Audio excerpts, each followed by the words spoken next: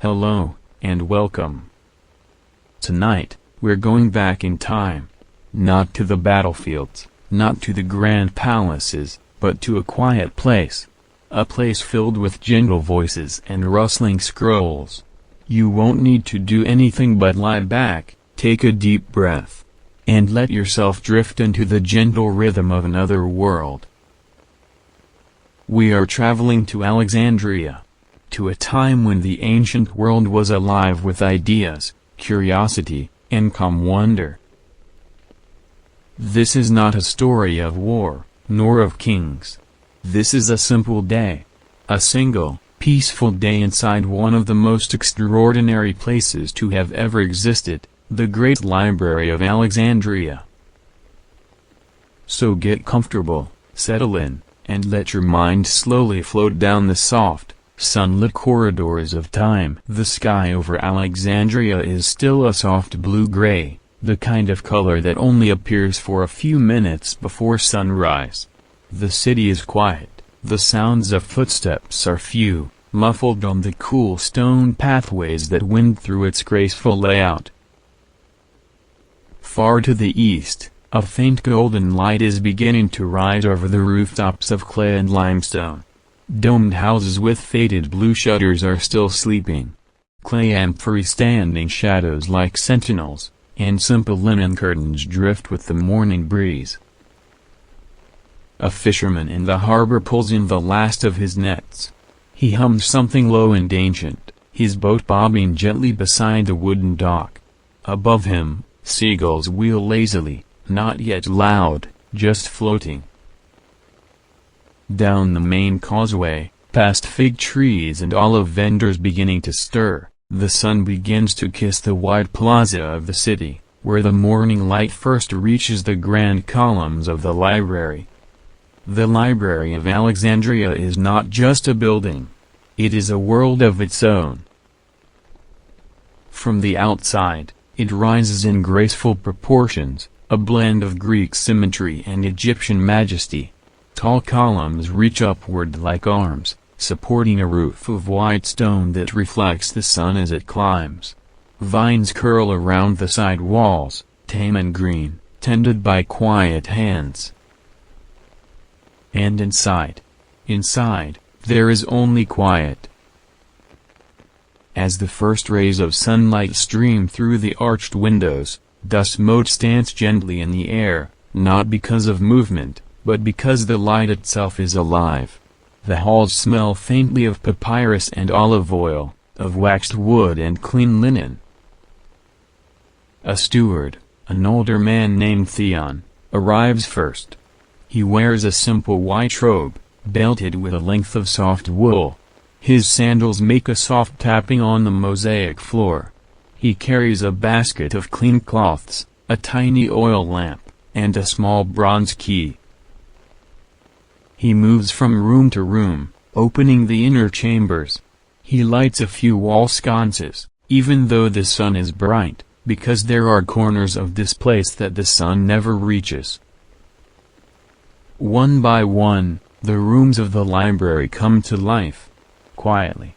Respectfully. As if waking a sleeping friend. There are no books here, not in the way we know them. Instead, there are thousands upon thousands of scrolls, rolled, labeled, sorted with exquisite care.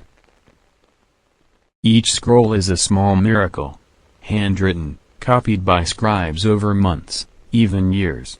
The ink, a blend of soot and gum. The papyrus, rolled from stalks grown along the Nile. Some scrolls are plain. Some are edged in purple dye. Some bear tiny golden knots tied into their ribbon seals.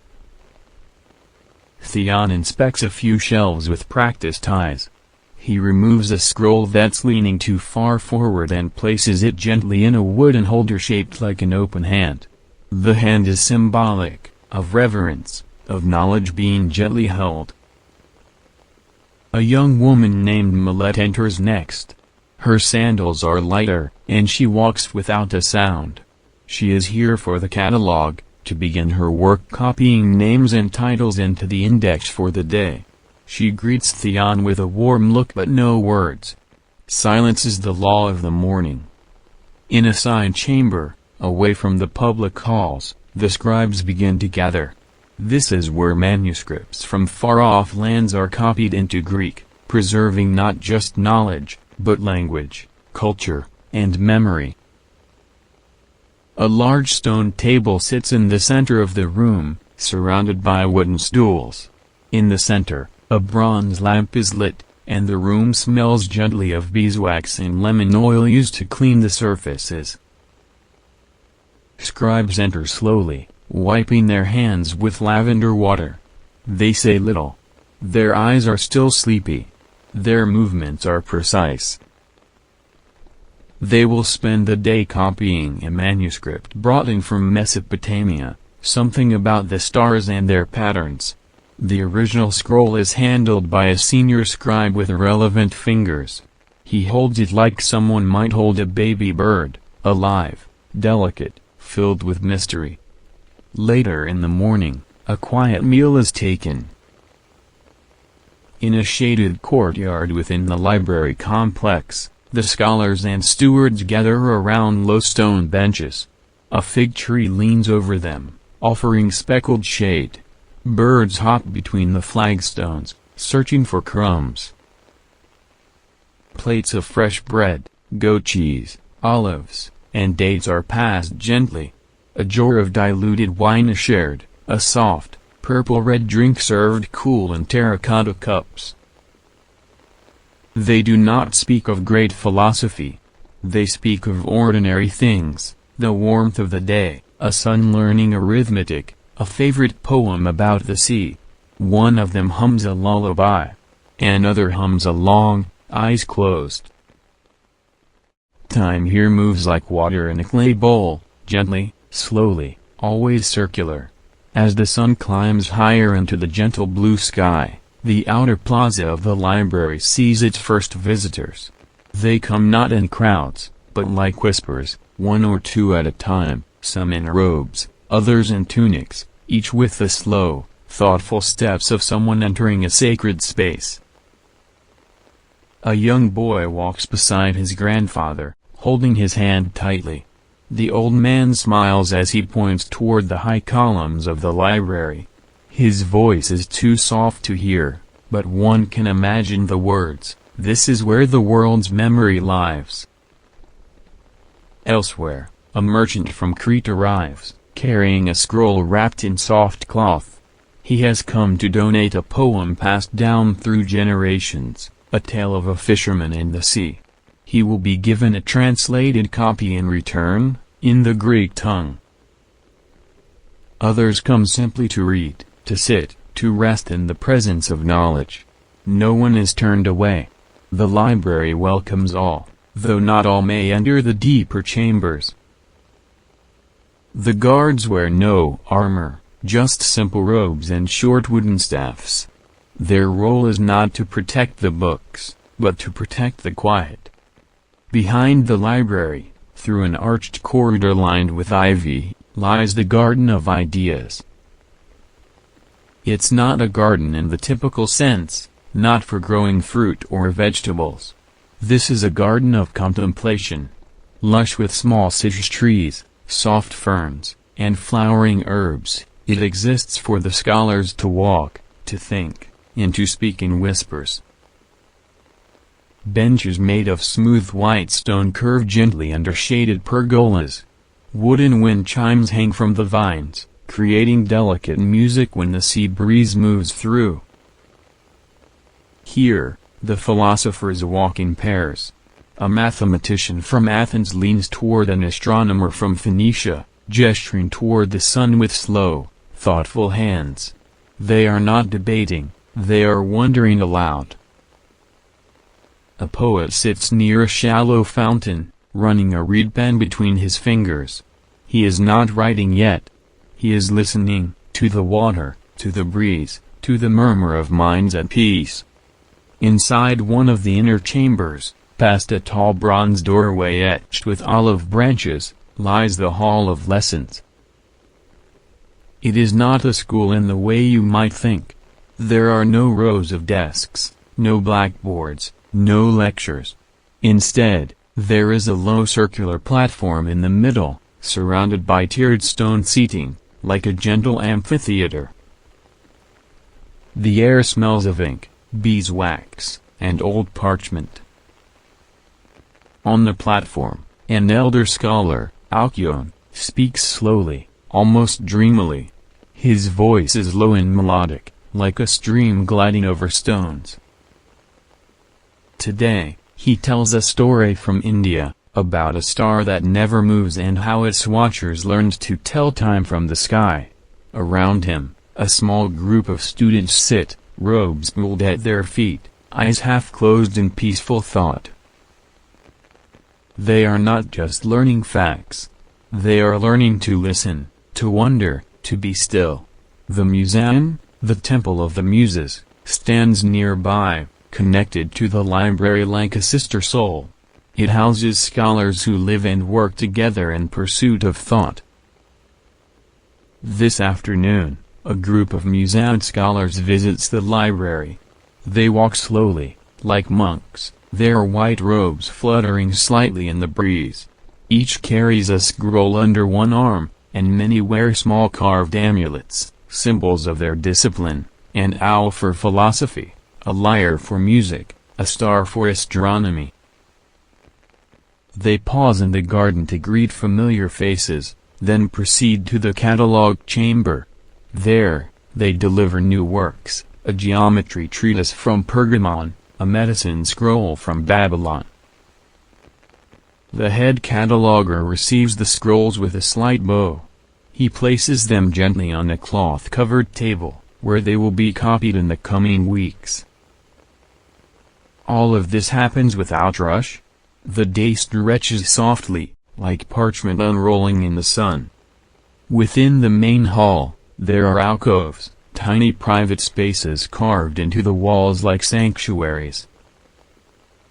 Each holds a small bench, a scroll table, and a tiny oil lamp mounted on the wall.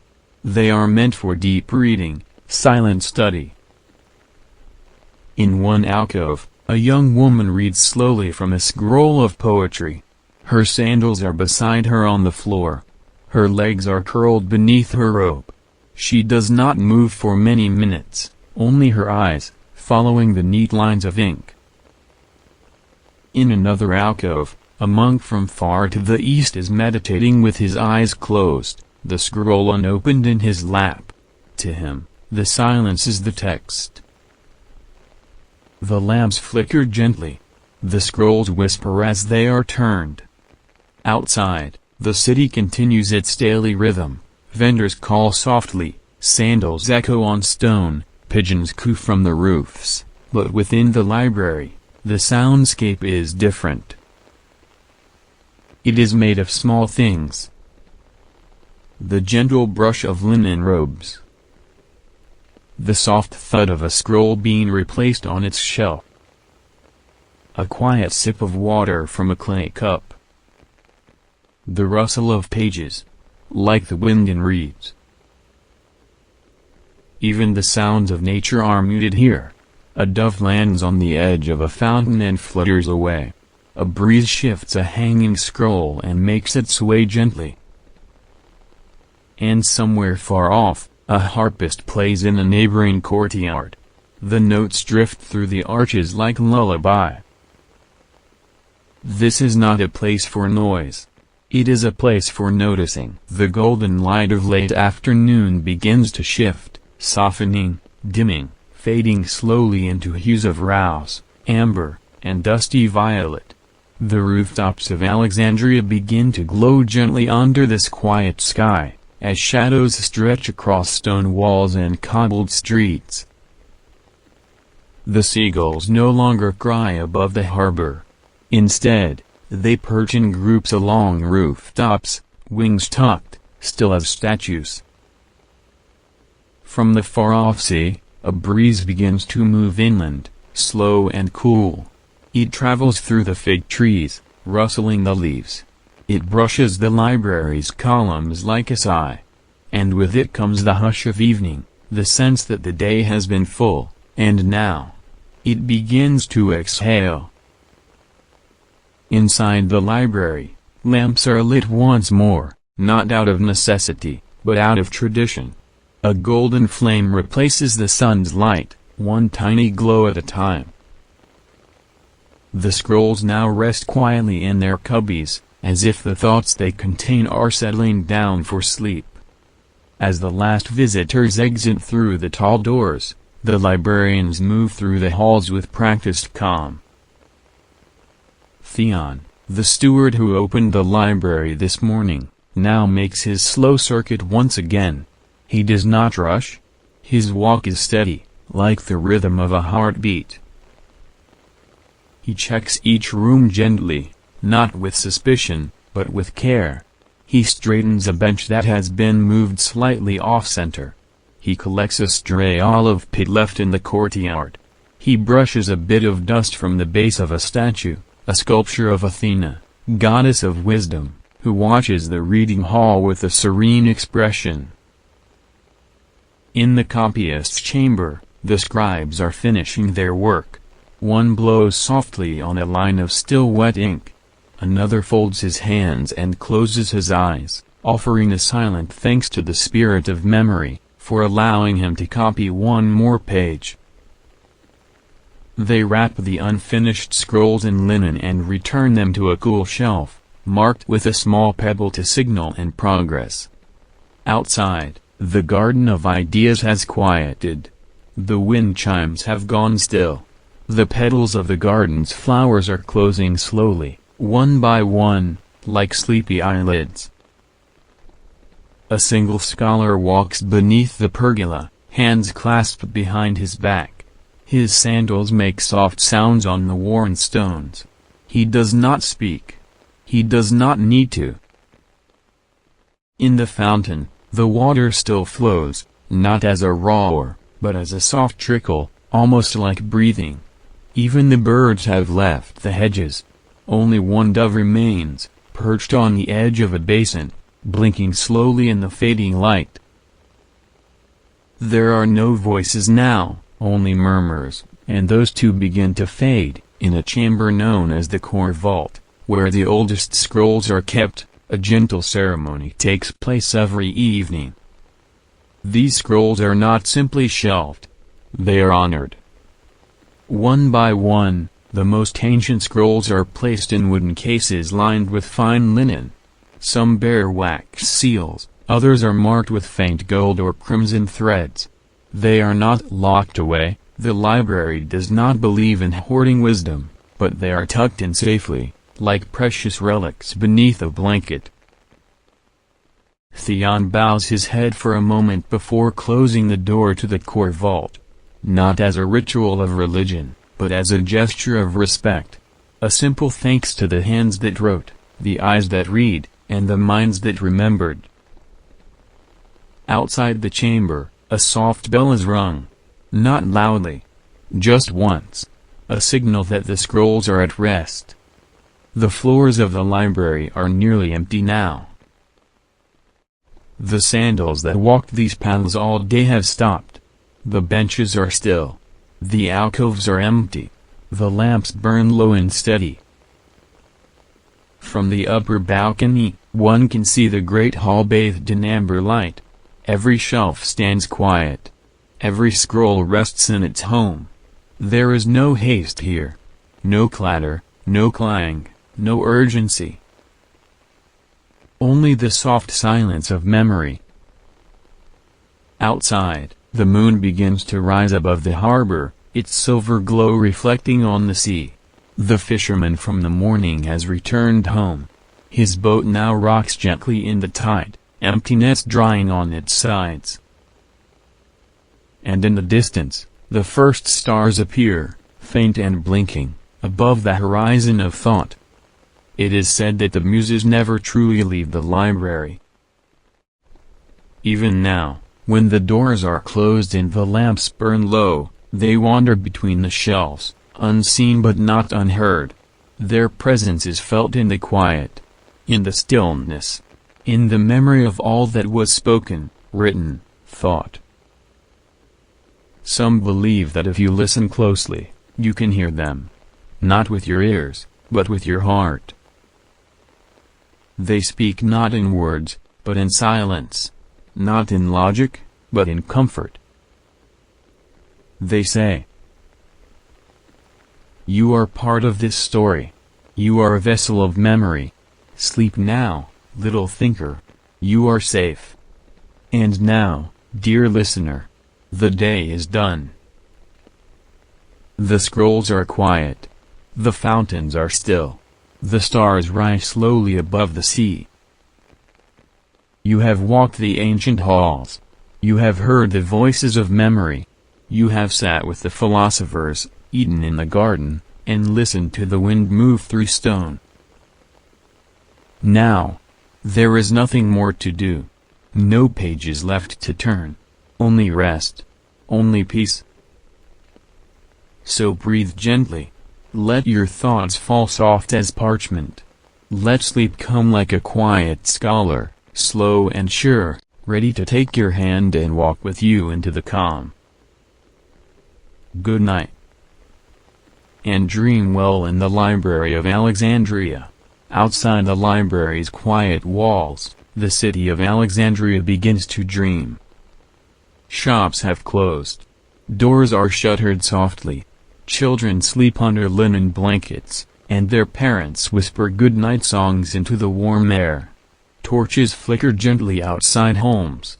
Cats curl beside clay ovens still warm from evening meals. The streets are mostly empty now. Only the occasional cart, rolling slowly back toward the harbor. Or a lone figure, a priest, a poet, a lost thinker, moving softly through the shadows. The sea is darker now. Deeper. It breathes in slow waves that lap against the docks, the tide pulling old songs back into the deep. Above all of it, the stars shine, thousands of them, without voice, but not without story. Not every part of the library sleeps. In a small side building, quieter than the rest, there is the scriptorium. Here, a handful of scribes choose to work through the night. Not because they must, but because, sometimes, when the world is silent, the mind is clearest. The room is warm with the scent of melted wax and old papyrus. Long tables hold half-finished scrolls, carefully weighed down with smooth river stones. Lamps flicker gently. Ink pots sit still, their surface unbroken. A scribe in her late years dips her pen into ink and glides it slowly across the page. She is writing a story about a forgotten island, one said to be ruled by song. Another scribe, barely more than a boy, is copying a map. He hums to himself without realizing. A quiet, sleepy tune. The sort of sound that would get lost in the day, but tonight, it's all the world. Far beyond the library, the city still breathes with memory. On a distant hill, the temple of Serapis stands silhouetted against the night, tall and still. Inside, priests tend to a flame that has burned for generations. They speak not with chants, but with silence.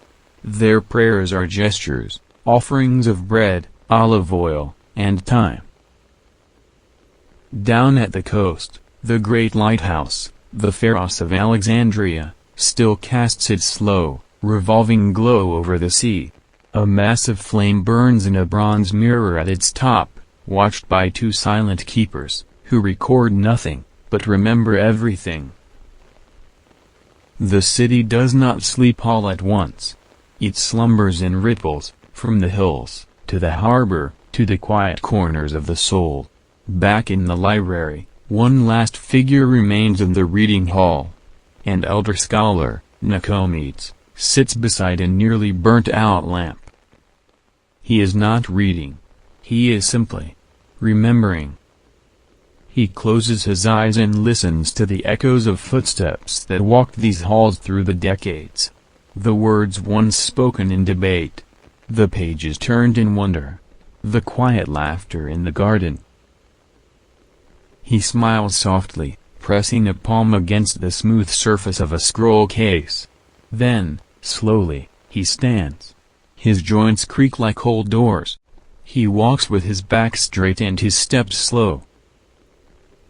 As he leaves, he does not look back. He does not need to. The library walks with him, always. We often wonder what was lost when the Library of Alexandria eventually fell, whether by fire, war, neglect, or time. But not everything was lost. Some scrolls were copied. Some thoughts were shared. And many ideas found homes in other minds, passed down not through parchment, but through people. Through storytellers, teachers, dreamers. And tonight, through you. Because now, in your mind, the halls of the library still live. The sound of sandals on cool stone. The rustle of scrolls in the early light. The low murmur of ideas traded gently like fruit in the sun. You carry it with you, not in your hands, but in your rest. And now, all is quiet. The lamps are out. The scrolls are still. The stone walls rest beneath the moonlight. Alexandria sleeps, and so may you. Let go of the day. Let go of the noise. There are no questions left to ask tonight. No thoughts that must be solved. Only rest. Feel the cool marble beneath your feet. The soft breath of the sea in the air. The slow pulse of time as it carries you gently forward. And remember, the library is never truly gone. It lives in stillness, in silence, in dreams.